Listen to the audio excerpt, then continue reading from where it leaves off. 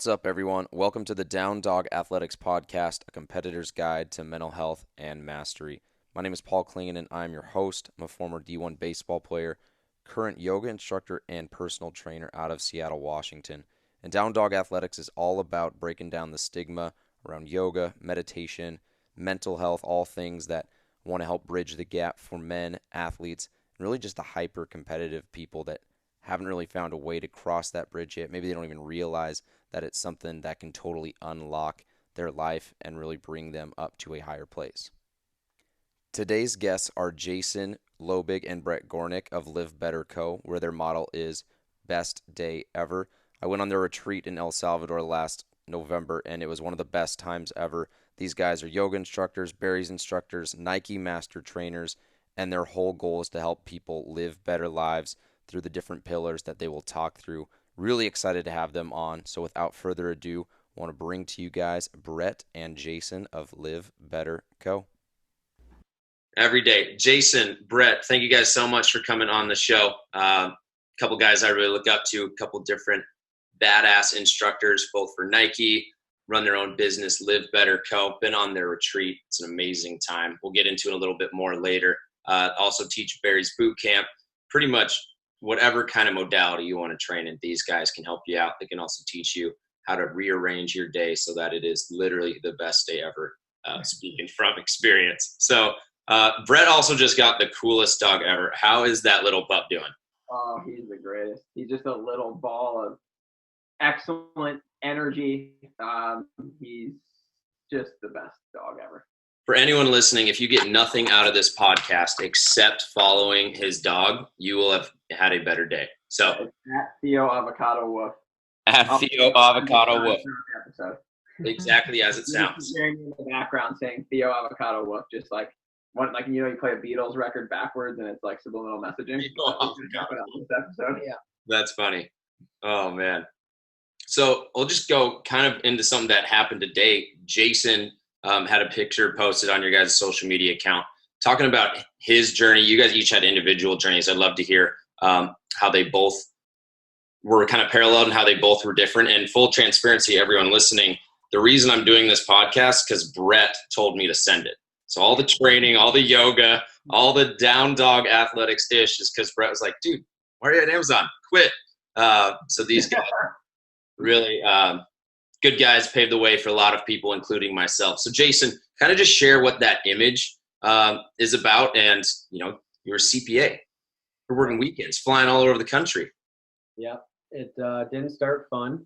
So I went to school for accounting originally through college. And I did that just because that's what my dad did. And business was, the track I was pushed into. Accounting and finance are both kind of the pinnacle of that major. Because they get to apply to a lot of different areas. So I went to go work for a public accounting firm for about 3.5 years, and probably 6 months to 8 months, I guess, before we started Live Better full time, we had dabbled in training private clients.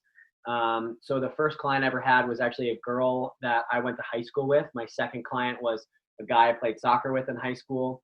So I was going into the gym early, 5, 6 a.m., training 2 clients, and then going into my regular public accounting job. And for anybody that works in professional services, the hours are not short. It is not without its stress of a high performance corporate job.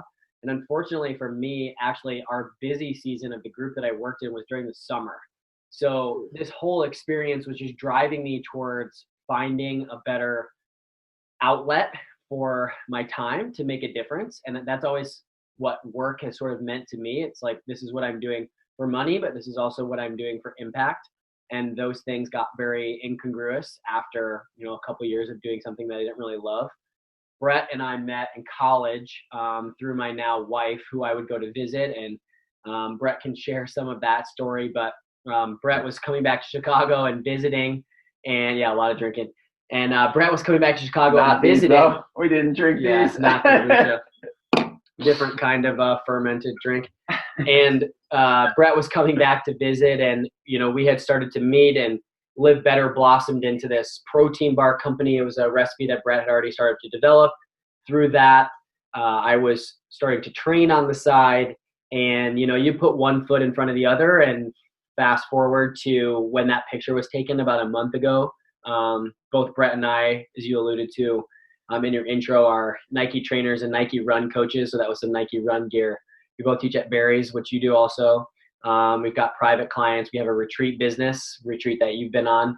And we do a lot of different corporate wellness and work. And honestly, now that journey from sitting in the seat, having a corporate job, to now being back in those businesses, but being paid for what I want to do, which is to teach that client, that type of culture, how to be healthy, that is now super rewarding to me. So that post, which Brett actually wrote, which I thought was really cool, just sort of highlighted this journey of, okay, here's where I was.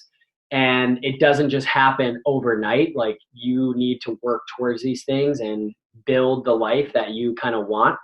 And it doesn't have to start perfectly. I was actually having a funny conversation with an old family friend over the weekend. My little brother just got married on Saturday. And she asked me for some advice for her son, who is hesitant to take his first job. He's been like a ski instructor somewhere else and has been hesitant to take his first job because he feels like there's some type of permanence to it, which is funny because that's the reason why so many to-be entrepreneurs never start their venture, is they think, oh, I have to have this perfect. I have to have this completely figured out from the start, which is not true. And we just sort of had this, inkling of intuition early on, just to say, okay, go for it. And there were several other people, just like Brett was for you. There were several other people who pushed us in that direction also. So yeah, now it seems like there's all these accolades and fun projects and things we have going on, but those were added, sometimes under duress, not without its own stress. And it wasn't overnight. It added up. So it's been a really fun journey of adding training and yoga and meditation and corporate wellness coaching and running retreats and working with kids and doing all these different things to realize that this is definitely the space we want to be in, and that we're still figuring it out. I don't have all the answers, and neither do the both of us. Yeah, I love that you alluded to like that you're never ready. There's 7 billion people on this planet, and not a single one of their parents are like, all right, we're ready. Like, you figure Yeah. No, it doesn't out as you go. It's really is like kind of assembling that plane after you've jumped off the cliff. I think only NASA is the only group of people that are like, all right, we are 100% ready to launch this. Yes, because they have to. Yeah. So I'll let Brett answer this question as well. But did you have an entrepreneurial spirit or side? Like, were you hustling lemonade as a kid? Were you, slinging baseball cards next to your soccer teammates? Or was it kind of an environment that you found yourself in at a young age that always kind of fostered that? Or were you just like, boom, this is so brutal, I'm gone? For me, that's a really good question. I look back and I always had a hustle mentality. So it's so interesting. People that meet me today think of me as a fitness instructor, athlete, runner, lifter. If you knew me though, growing up, I was always either the last kid on the bench or like the first kid that didn't make the team.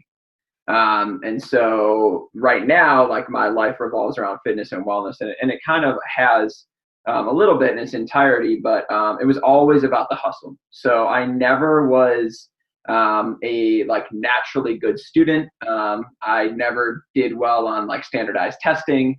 But I always knew, and I got this from my mom, that the hard work is what really ends up paying off. Yeah. So when I look back at my life, I really think about like one key turning point. And for any athletes that played sports in high school or in college or growing up, they can attest to this. So my junior year of high school, I had made my sophomore year basketball team and was going to go to varsity. And anybody that you talk to would say that there's no way I could have worked any harder. I literally took off first period of class so that I could dribble a basketball in my driveway. I would run to and from school. I was in the gym every day. I was a little pipsqueak in high school, but put on a decent amount of muscle. Was working with a super high quality trainer that I ended up working out with, and got to the best I could be. I show up to tryouts and absolutely did the best I could, and was cut from the team. So as a junior in high school, if you put everything into one thing, and especially a sport, like thinking you're going to like play and you get cut. This wasn't Michael Jordan that didn't make varsity as a freshman and, balled out on JV for a year. This was like, you are not on the team. And so what I did from there was, this is kind of like where I really like first like consciously decided to hustle, was like, I don't want to leave this. And one of the, like pillars of Live Better is that like you're the product of the 5 people you spend the most time with. Yeah. And I knew in that point in my life, I was going through this like transient period with friends where I had friends that I had grown up with that were getting into like smoking weed and hanging out and like not really pursuing things. And then my athletic friends, which were pursuing like getting good grades and working hard to play sports in college. And since getting cut from that, it was an effort for me to decide, how do I stay with this group? Yeah. So I ended up becoming the statistician for the team, which everybody knows in high school, like that's not a cool position. Like it's not like fun. Like you're not getting girls being like, hey, I'm the stat for the basketball team. But I knew that it was the only way in which I could stay a part of the unit. So I did that for the year, and was at every game, home and away, keeping the stats, kind of like rallying the troops, got with the water bottle on the sideline, like making sure everyone got their right Gatorade flavors, like all that shit. Was working super hard at that time to hone my skill to try to make it as a senior. And at that point, the goal was just to be on the team as a senior. And I was doing everything I could so that the coaches could see that I was a grinder, that, the families could see that I was out there and I was working really hard. Worked even harder that summer, gained about 15 pounds of muscle, worked a lot on my weaknesses as a basketball player, showed up to senior year tryouts, same shit. Didn't make the team. So again, you get slapped in the face 2 times. And this next time I like went to my coach and I was like, why didn't I make it? Like you could literally just stick me on the end of the bench. Like I don't even need to suit up in the games. I just want to be in the practice. And my coach was just a hard ass and was like, hey, we've got kids that I want to develop that are younger than you. And I mean, a bunch of my friends that were on the team like look back and were like, that was like just a dumb decision from a coaching perspective. But you're 16 years old, 17 years old. You just can't do anything about that. So I had one more chance and I was like, how can I make my biggest impact? And people that know me now, like teaching at Barry's, like I am a loud, like fun, excited person. So I decided to lead the student section. And again, not like the coolest thing in the world, but I knew that I could make an impact for every game. And I was able to rally that student section from like 40 kids to 300 kids by the end of the year. Now that student section spans an entire section of our stadium. And it was just one of those things where like I didn't really like recognize at that age what I was really doing. Yeah. But now I look back and I was like, all of the hustle, all of the grind, all of that pays off because every single day you get slapped in the face by something. Yeah. And it's just a decision to say, fuck that, I'm going to move on and continue to move on. And that's how Live Better has been built. That's how we've handled clients leaving and money coming in and out and, things working and not. It's just like continue to pursue. And I felt like I kind of gained that just like almost just because of like my like tenacity to go hard. Relentless. That's sick. So I played 2 years baseball in college and then it was my choice to quit. One of the biggest things I regret, but I was the statistician and my senior year, I announced the home game. So I'd be like, now batting. So kind of a similar path. Yeah, that's crazy. Numbers on the scoreboard, getting people hyped for like the guy's 12th home run of the season. Yeah. That is so funny. Jason, what about you? I don't think I ever noticed that I had any like real entrepreneurial spirit. I guess I never really worked in that type of capacity when I was younger. I think my parents knew that. First of all, we were fortunate enough that I like didn't, I didn't pay for my college. That's a huge leg up. And I don't think that's ever held me back. I think I found it in a different way. I think my parents set an expectation for me that grades were just the single most important thing. Yeah. And on top of that, treating other people really well. And my mom is very much like that. Like my mom is super type A. She's the most organized, like smart, driven person I know. And she's also has this absurdly selfless spirit for like service and helping other people. Like, I don't think I've ever seen her do something like really for herself ever. And then my dad, which is why I went into accounting, he has always been just like the most empathetic, very good people person at developing relationships and being able to get along with different people. I think I drew both of those things from my parents. So I got this crazy work ethic from my mom, and I got this like ability to talk to and make other people just feel very safe and comforted. And I think I got the coaching side of that from my dad, just the way that he's like very patient and his kind of demeanor about things. And I think the two of those things have helped me an incredible amount now that our business is basically built around coaching. Yeah. In some form of another, giving some type of advice on anything from training, nutrition, the mental side of things, the physical side of things, but even just like, and you know, when you're interfacing with clients, anything and everything comes up. And as a trainer, formally, you're not a therapist, but informally, you are there to take care of someone's life that's very holistic, and all of those things start to add up. Like, they don't happen in vacuums. So you end up having a very wide breadth of conversation. And I think getting that just honed into me at an early age, I think that's what really carried over. And then the hustle has just come from applying that to something that you really like. I don't think you see the other side of that green pasture until you start. And that's the scary part. You're like, well, I need this to work out from the beginning in order for this to happen. It's like, no, that actually doesn't happen unless you put yourself in this position. Like, you don't get to decide how that comes about. You don't get to decide what clients you work with. You have to put in the hard work with a few clients that you get, and then they refer you to other ones. And then after you get really good at it, you get to decide who you work with. Yeah. It's just that when you apply all of those things, whether it's an extreme hustle or empathy or just a deep care for other people in a subject matter that you enjoy spending time on, the opportunities then start coming in towards you, and you're not doing everything outbound. So I don't think I ever noticed some type of like entrepreneurial spirit. I think it's just really sound, like good first principles on how you approach work, how you take care of people, and then you apply that to a subject matter that you really like. Yeah. It's easy. You just keep doing it because that's what you want to be doing. Yeah. I think social skills and hard work is transferable in any job. And like what you guys both just said is Bret, just like, I'm just going to outwork you. I will not be outworked. And Jason's alluded to like social skills, things that he got from his parents. That really, if you were going to work in any situation, you're going to be able to sell, you're going to be able to lead. That's what is successful. That's what makes money. So I think that right there kind of just, it's like the under layer of all that stuff, not like what you see. So it's super cool from that aspect. I've been coached by you guys, been on your retreat, and I've seen how you guys kind of balance the two. What can you just go into a little bit, like, where have you guys gone on your retreats? You've gone to some sweet places. You've gone to Mexico, you've gone to El Salvador, go probably first group on the moon. Like, 2023, we're going to Mars. Yeah. 2023, building private. But just like, first talk about like how you got into that first retreat. I think that's a really cool story, and just how things kind of like cascade from just doing the right thing over and over and over. And then where have you guys gone? What happens on a retreat?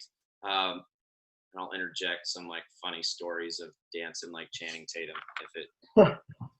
Before Bret tells you the story of how we got to our first retreat and how that started to come about, you just made a really good comment about doing the right things over and over and over. People think that you just do something once and then like all of a sudden it just gets made.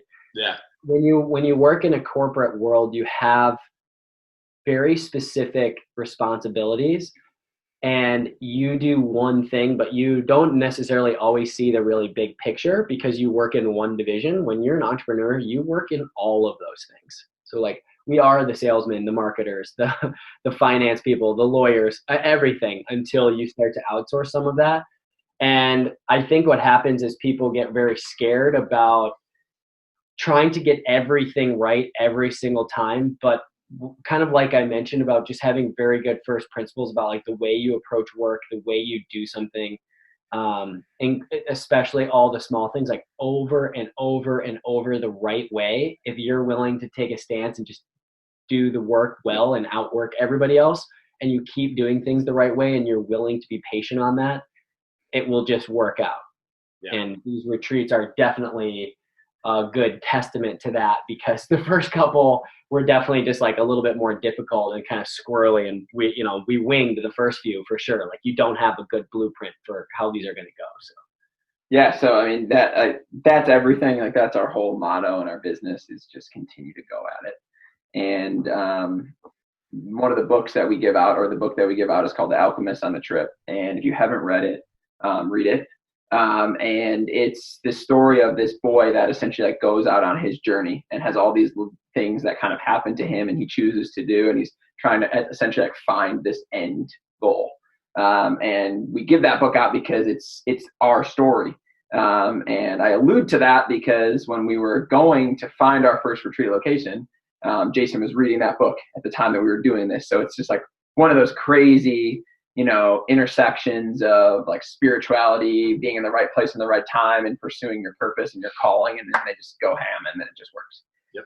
So we found our first location. When Jason and I sat down to start Live Better, we came up with like these intentions and these goals, most of which are like outlandish and awesome. Like, we can't wait to have a private jet and like rain goji berries out of them when we're coming to visit you in Seattle. So that'll happen soon. Goji berry cannons.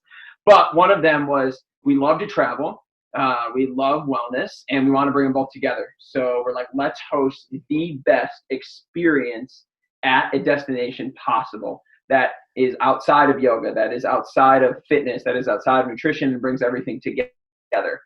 We had been coaching clients for a couple of years at this point, and most of them were seeking out more than just 3 hours in the gym a week. They wanted our help with nutrition. They wanted to get a new job. They had relationship questions. And we were like, we're answering all these things. How can we bring a group together to do this for a week and kind of bring all of that under one roof?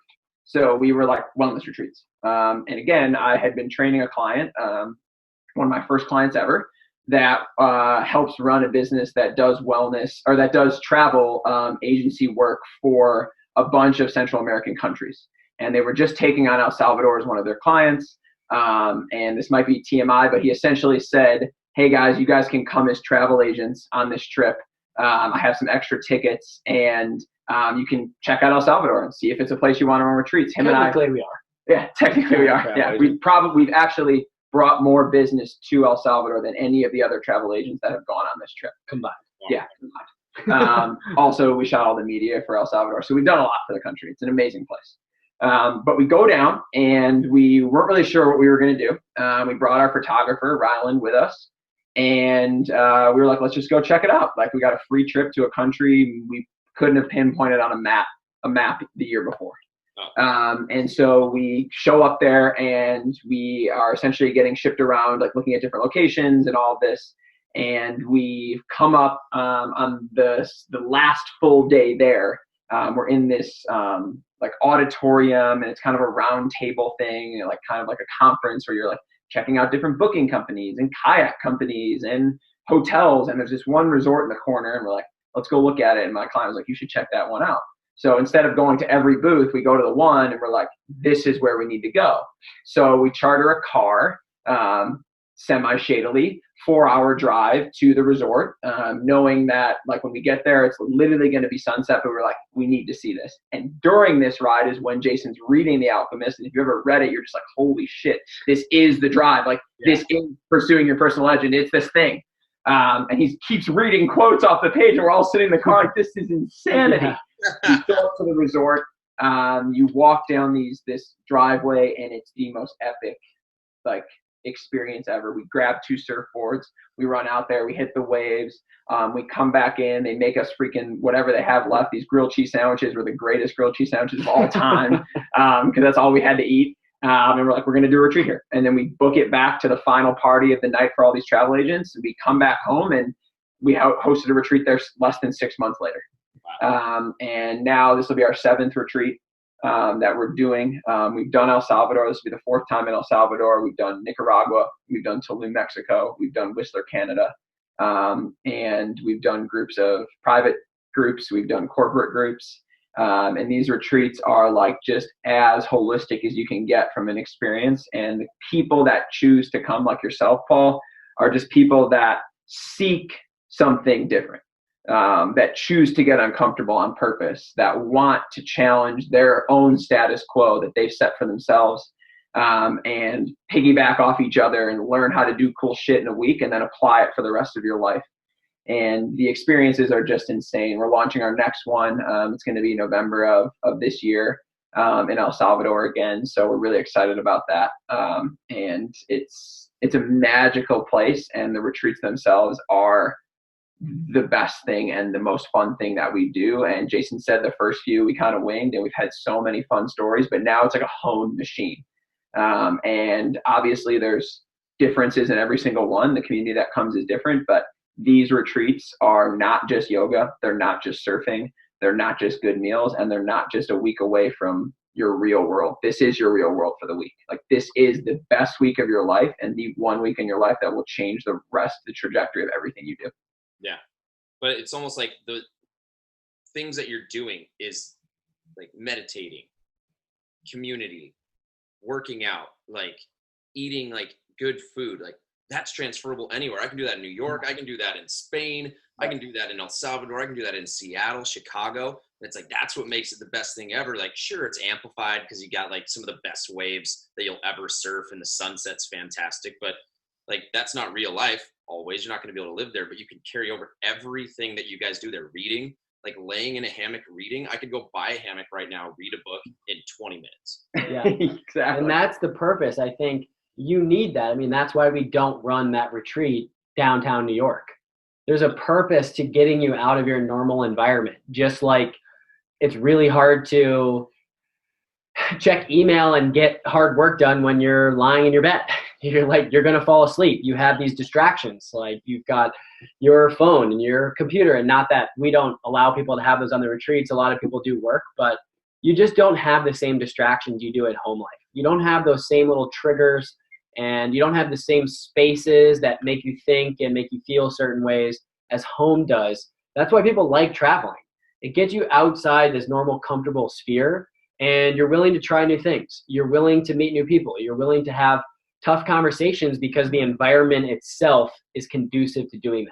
Yeah. So those things that I would almost attribute it like the same way wine is like a social lubricant.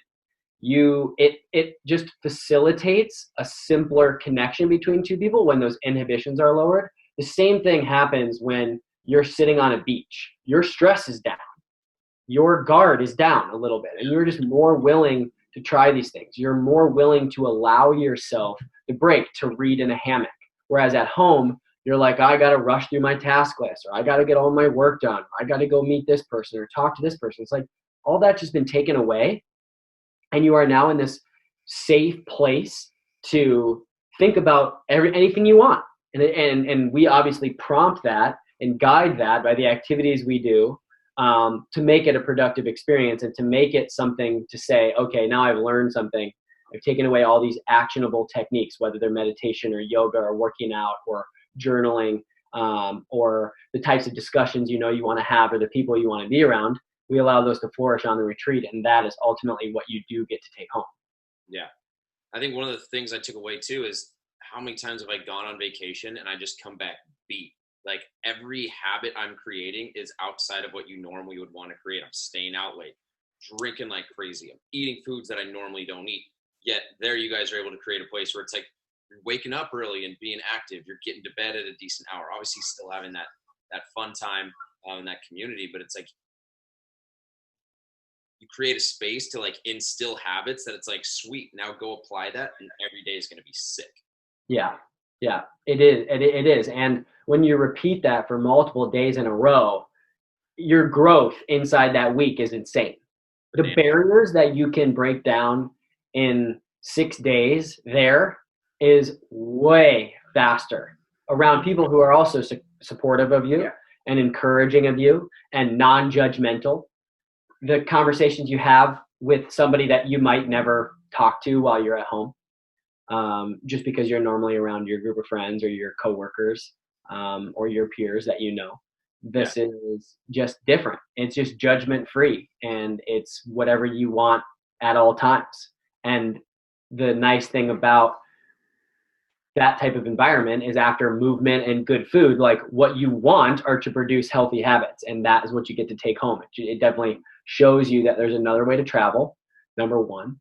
And two, there's just a better way to set up your life. And you need to be removed from your home life and those stressors. You need to be put in an environment like this in order to do that quickly.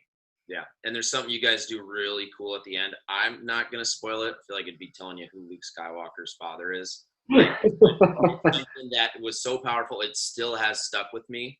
Something that I had to let go. And so again, you got to go on the trip in order to find out what that is. Whatever you got to let go, you got to wait to find out and go on it.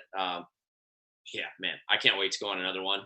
Just maybe not surf as much because I'm still recovering from that noggin. Between surfing and getting hit by a trolley, I just need like a month in like a safe room. A month in a safe room. There's no trolleys in El Salvador. That's true. The waves feel like a trolley. Bringing you a helmet. I need a helmet all the time. So another thing that was really interesting about how I ran into you guys is the day I launched my website. I didn't know anyone. I didn't have any like promotion of it. But it just goes to show like how powerful connections can be when you go and do your purpose. And I like to say, like, if you're swimming upstream, things are going to be so much harder. But as soon as you jump into a river that's going the direction you want to go, you just accelerate. You get there so much faster. The day that I launched my site, Down Dog Athletics, someone from Nike emailed me and was like, "Oh, this looks really cool. You should meet my friend Jason. He's into yoga too, and he's an athlete." I did not know who he was. I didn't know why someone from Nike corporate was on my website. But like, sure enough, someone from Nike corporate's like, "Wow, this is great. Would you want to come test product for us? You should meet Jason. He does yoga too." And like, that's how I got connected with these guys. And like, anyone listening, it's just like, just give yourself a chance, man. A chip in a chair, and next thing you know, you're walking out with a Rolls Royce. For real though, you can't. That people don't give themselves a chance because they don't start. They don't do anything.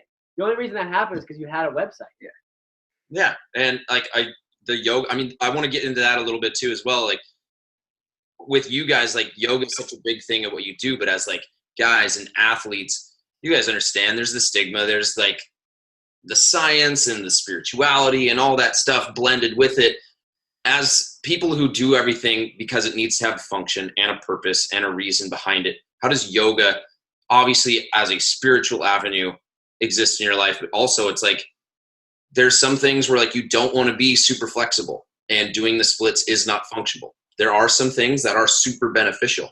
And just have you guys kind of talk about how yoga and meditation, that spiritual side, that stuff that people that are athletes or men might be a little hesitant to get into, like shine some light on it. Yeah, we found, so I've been practicing yoga since high school. I'm up probably close to almost 14 years of practicing. Yeah. And I jumped into it in high school, actually like during that whole basketball story, because I had heard that it would help me with my athletic skill. And it did tremendously. Like I was able to jump higher, perform better.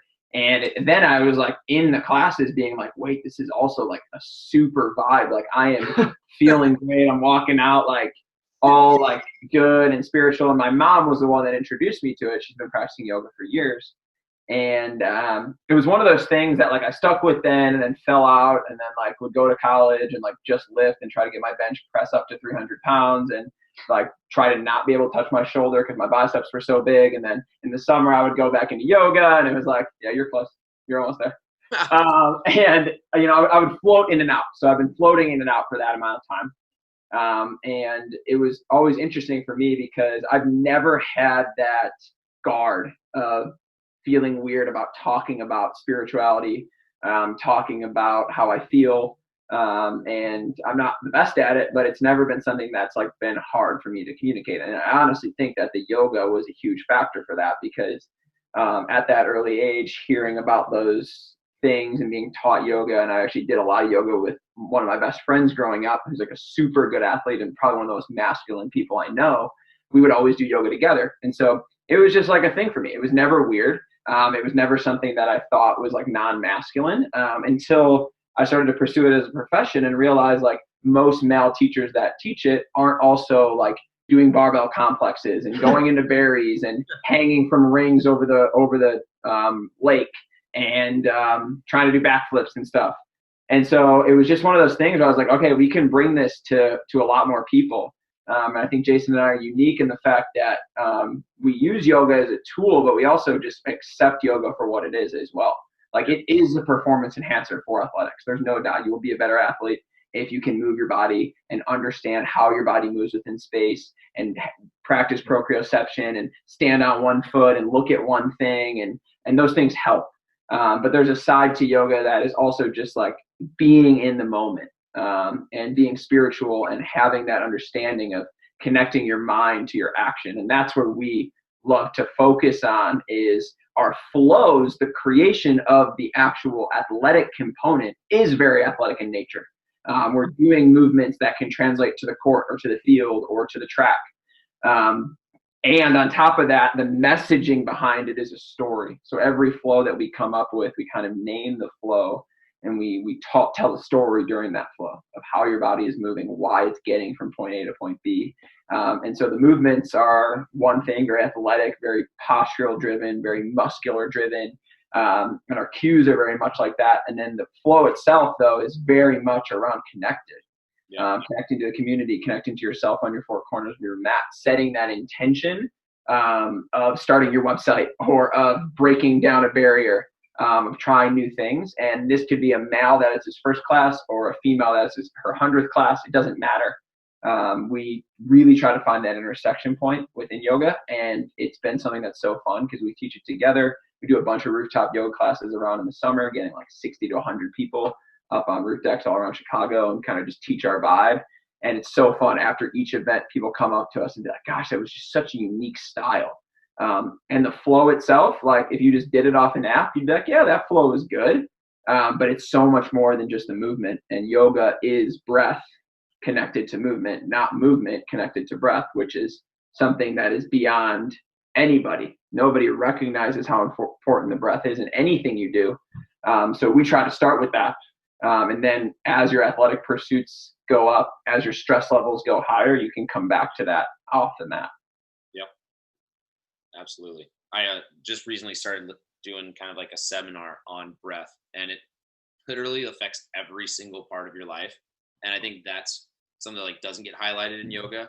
And a lot of times like it's well intentioned. It's like talking about breath. When you actually get into like the science and the reason and how like physiologically and also like from like a skeletal standpoint, like what happens to like your ribs and all that, but then also just like what happens to all the different systems in your body. Breath is like, it's like ignored because it's the one autonomic nerve like thing that you can turn on and turn off. You can do it like without really having to think about it, but if you think about it and actually use it, it's so powerful. Oh yeah, and I think yoga too. I think that when you get intentional about why you're going, I think it's a little bit easier. I think a lot of guys, the stigma around it being the only modality that you practice is like, oh, I do yoga. They think you're going to get pinned into the fact that, yeah, this is what I do to work out. I do yoga. Like, no, anything you do for movement, we just call a different practice. Several of the moves in yoga translate over to what you would do in the weight room also. It's just done for a different reason. And I got intentional about doing yoga in that it was a non-aggressive outlet for movement. So anything I ever did growing up was aggressive. I mean, it's all contact sports, soccer, basketball. I'm just trying to run the fastest, hit the hardest, go the longest, go the fastest. It's just like anything that you can do for speed or strength, but then you aren't really rewarded for all of that in yoga. Like nobody wins. And that is so difficult for the alpha male or anybody who's ultra competitive, is that there is no outlet for winning. There is no leaderboard. And I think it puts a lot of people in vulnerable positions. And like, that's just you being insecure. Yeah. If you can't move around a room and feel good about the way that it makes you feel and just take some time to yourself, like that's on you. That isn't the practice of yoga. The only stigma is in your own mind, and no one is judging you for that. You're just judging yourself. So as soon as I got over anything like that, I was like, oh, well, yeah, I'll give yoga a shot. I mean, I got into a pretty open mindset about trying a bunch of new things, and yoga was one of them at a fairly early age in college, right after college. And I loved it. And it was a nice supplement to all the other things I was doing. And now it's a staple. But at the beginning, it didn't start like that. Again, going back to that thing, it's like it's not all or nothing from the start. And yoga is very much about finding a teacher that you vibe with. It's not all just the flow. When I, as an instructor, go take a class, I try and separate the two of those. I separate the instructor and how they teach in that style from the actual flow itself, and kind of like evaluate both individually. Because you could do the most simple flow in the entire world, but the story that you tell and the words that you attach to it could be the most moving thing ever. All words have been written. It's just sort of how you put them together that make people feel certain ways. And if you can do that in your own creative way, like now you have this outlet for it. Finding somebody that inspires you, finding somebody that encourages you to take these more recovery days, or to be intentional about what you're thinking about, or finding a class that focuses more on breath if that's work that you need, is really important. And you can add that into your routine as a male, as female, for whatever that intention is. Now we've got everything from restorative yoga to sculpt to very traditional and very non-traditional practices. So there's a lot of different ways to get into it, and it's just about finding what works for you.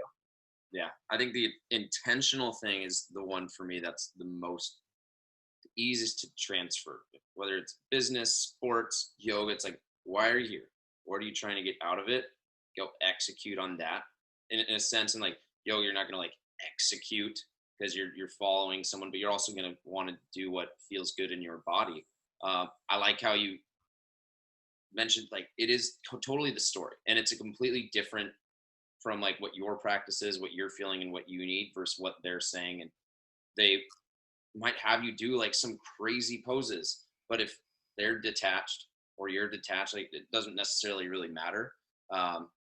But just like, why are you here? I want to get into that again and go back into kind of the business stuff. And I love so many of the mindset things that you guys talk about, whether it's book club that, these guys have a book club that they have. They recently read David Goggins' book, and like that guy's intentional. And so like I get hyped anytime I see you guys on social media or anything, because I'm just like, what am I trying to do? Why am I here? I think one of the things we talked about earlier is, you were working like tons of hours at your previous jobs, and it's like you're not working any less hours, right? And so just talk a little bit about like the reality. If someone does want to start their own business, or they do want to do their passion, it doesn't necessarily make it easier. One of the things I found super interesting when I was through a book I was reading, but there was like the root word of passion is passio, which in Latin is to suffer. But when you're doing your passion, it's something worth suffering for. And so I think it'd be cool to hear you guys talk about like, maybe you are working a little bit more, or you are suffering in that sense, but it's for a purpose. Yeah, you work way more. I always tell people that all the time. You're going to wake up earlier, you're going to go to bed later, and you're going to work harder. So if you're not willing to do all three of those things, like stick with what you're doing. Yeah, just don't even try. Because you won't be like, with all of this bullshit out there about like, you want to make this business that automates itself and like all of that. Anybody that's ever done that has worked way fucking harder than you ever have to get to that point. Yeah. And then they just start over, and then they just do it again. Then you're not like, you're like, oh, I reached this pinnacle. Well, I need to be more successful, so I'm going to start some other venture. Like that is not a truth. Like you don't want that. Like if you want that, like go live in like a random spot that you need to make like 15 grand a year and hang out. Like you can automate anything. Just like live a more simple life. The grind is extremely real, and our entire business revolves around your purpose up here and your self-care down here. And then you've got an arrow that connects both, right? And it starts with both of those things at the same time. And once those both start to elevate, then and only then are you like feeling and working towards what you're actually meant to do. So if we have a purpose, if we know what it is that we want to do, you will not optimize that. You will not maximize that potential if you are not giving yourself self-care. If you are not being able to work hard, if you're not being able to feel good and take meetings and get out of your comfort zone. And on the flip side of that, if you don't know what your purpose is yet, if you elevate your self-care, if you get to a higher mental state, if you feel better, if you work out more, if you have more nutrition, you have more energy. And then with more energy, you have more opportunity to pursue. And we're always on this pursuit. Like the pursuit never ends. The purpose is always slightly manipulating and changing. And the more self-care you give yourself, the more tactics you take, like stuff we talk about on our trips, then the larger that purpose becomes. And when the larger that comes, like the more help you need. And then you need more self-care because you're like using other people. And that just continues to revolve round and round. And you have to be more than willing to go through so many different things. The emotional range. We just posted a post a couple days ago of like this like person and their goal and like all the obstacles that get in between. Right. It's like the haters, the doubters, your parents, your grandparents, your girlfriend or boyfriend, your employee, like your current employees or like your current coworkers, like whatever. Every single person along the way will shed some doubt. Yeah. Your best friend will doubt you. You will have some doubt for yourself. 100%. The only way to get through that, and the number one thing around that graphic that we create, the number one thing is consistency. Nothing else matters. If you go all out, we'll go to a berries reference. If you take 7 berries classes in one day, a week, you will get nowhere as close to the results as if you took one a day. So it's not about these like large pushes and then scaling back. It's like, what am I doing every single day? Every day. Yeah. Like you will now working 7 days a week. Like it used to suck to travel for PwC on the weekends. Now you're excited to work on the weekends. So if you're not, this isn't for you, or it's just not the right thing yet. And failure is just the most incredible thing. Like every single thing you do won't turn out exactly how you wanted it to. And just being able to combat and move back and forth. Like we started as a protein bar. We haven't made a protein bar in 3.5 years. And we're completely fine with that because we're doing other things. That was a gateway for us to meet cool people and do things like this. And we recognized along the way that our coaching was where we were our strongest and what we enjoyed the most. So we didn't want to stand behind just a product. And our first meeting that we ever took was with the co-founder with the founder of RX Bar. And they just sold for like hundreds of millions of dollars. So if we would have stuck with that, we'd probably be sitting in like, maybe we'd have that private jet raining goji berries out right now. But that's just not what we wanted to do. So we're fine. Like we're beyond fine. We're having the best day ever because we are doing what we're meant to do and we will get to where we need to go because of that consistency. 100%. You mentioned like taking classes. And it's just showing up every single day. You get there in 2 years, you get there in 3 years. It doesn't matter because you're going to keep going no matter what. It doesn't really, there is no end destination.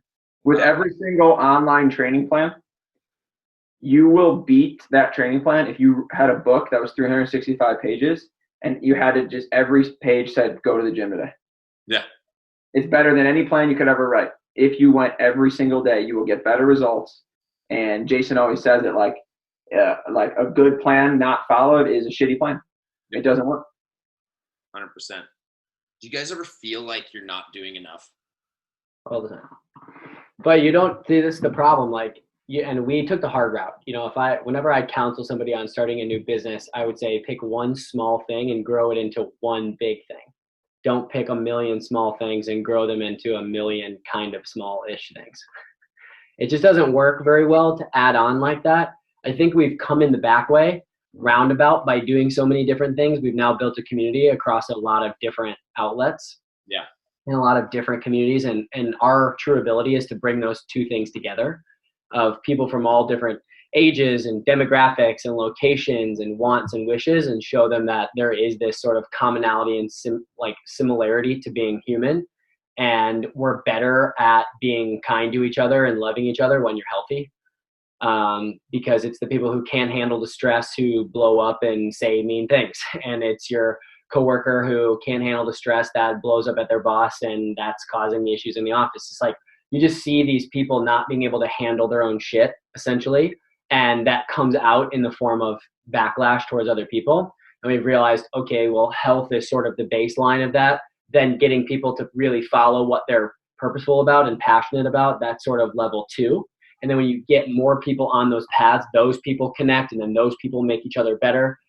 You know, starting with one thing and scaling that is easier because your focus is there. You can draw in one community of people, you know who your customer is, you know how to build a business, and yeah, you feel like you're always doing more, but you know that you're making consistent progress or that you aren't. For us, it's a little bit more difficult because you could always be doing more. Like, you aren't paid a salary, right? And we just make as much money as we make. If I trained another client, I'd make more money. If I taught another Barry's class, I'd make more money. If we asked for twice as much for a corporate project we would make more money. I mean, you can always be doing more, but you know, on the back end, it's like, okay, well, if that purpose gets too big and you don't have enough self-care to fulfill it, then you cut the legs out from underneath you. And I think that applies to your health. I think that applies to your business. I think that applies to your relationships. It's like you need enough energy to service what you can do, and you need to grow each of those areas. So yeah, you always feel like you can be doing more, but you need to check back in on, okay, does this make sense for where I want to get to? Do I have enough energy to do that? What am I willing to sacrifice to get there? Whether that's personal time or relationship time or recreational time. It's sort of always having that constant check-in with yourself on, yeah, am I doing enough? Do I have those feelings if I should be doing more? Always. But actually, am I being honest with myself about, am I being lazy?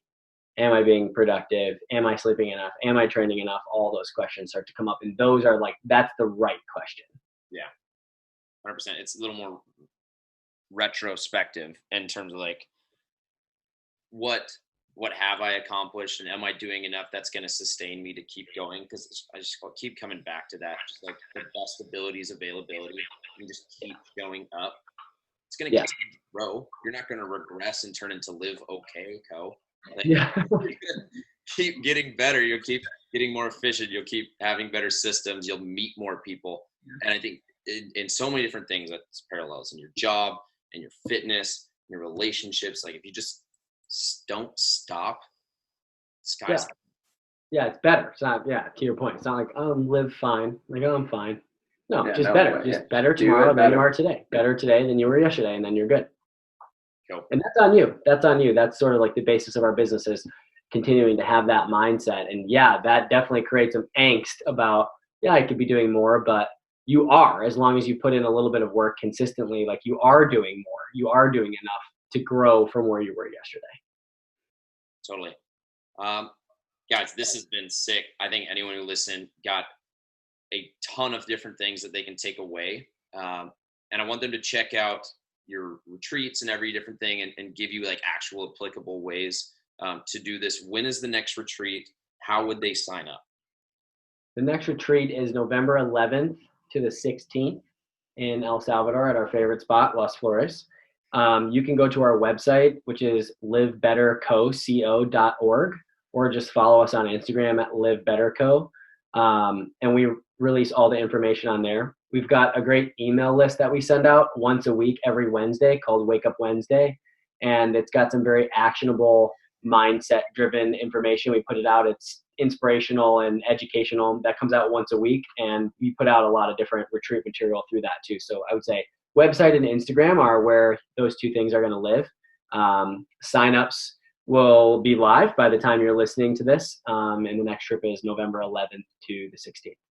Awesome. Thank you guys so much. Before you go, I like to think of life as a video game. Like, it's an RPG. You go around, you start out with like your little shitty car. You got like your clothes, and you just continue to level up, and you put skill points into different things. But at some point you need to decide. Are you going to be a tank? Are you going to be a sniper? Like, you got to decide and go take your path. You can't just kind of spray them all out and just be okay at a bunch of different things. If you guys get another trip around the sun, another trip to do, another lifetime to do something completely different that you're just like, right now, that's not my path, what would you guys do?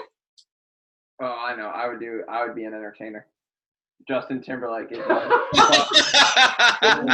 you just get unlimited skill? Because apparently, get me on a stage with a Bieber mic, and I'm going ham. Like I'm going to do that. I don't think that's like I'm taking fucking voice lessons. Like we're going. Whatever cheat code Brett has for this video game. And then the other thing is I'm at least living to 300. That's a new minimum. Like stem cells and shit. Like come on now. You think 100's a long time, you're lost. Yeah. So I'll do it. So yeah. When everyone else is phased out, that's when I'll start the career. Oh, man. I'm dropping an LP in 2 years though, so you can mark my words on that. I will have songs out in 2 years. I'm the worst singer of all time right now, and it's gonna go ham. My mom's going to college for sound editing and recording. You can get in her studio. We'll jam it out. See? Go on your path. You meet the right people, and it fucking works. Jason, what about you? What would I be if I could be anything? I just probably would have stuck, I think I would have just taken better care of my body earlier, honestly. I think I had some, pretty decent athletic potential, but my body just, grew at a weird time, and I just, ran out of steam in high school. I was just not – it's funny, now I feel like I am doing what I'm supposed to be doing because of all these things that sort of happened to me when I was younger. I'm definitely injury prone, and all these things just kept happening. I had these really bad migraines, and I just don't think I really cared about my health. I was just faster, stronger, hit harder, go harder, sleep less all the time from age 7. I think if I would have just taken care of myself a little bit earlier, some of that athletic potential probably could have lasted a bit longer. But yeah, I don't know. You're a soccer guy, right? Can I be fucking Ronaldo if he gets to be Justin Timberlake? I think that's a fair trade. I'd be playing FIFA, real life. Yeah. Ronaldo and Bieber. Always great having two legends. Two legends on the podcast. You can tag them in it. Yeah, I'd like to ask that. Mine was if I could go and be a Nat Geo videographer, just swim in Norway and film orcas. Yeah, see, you could actually do that. We should go to Norway next year. Yeah, that would be sick. Cool. Guys, thank you so much for being on. Catch these guys, livebetterco.org, and on social media. If you guys listen, thank you guys so much. Catch you next time on the Down Dog Athletics Podcast. Have the best day ever, team. Dope.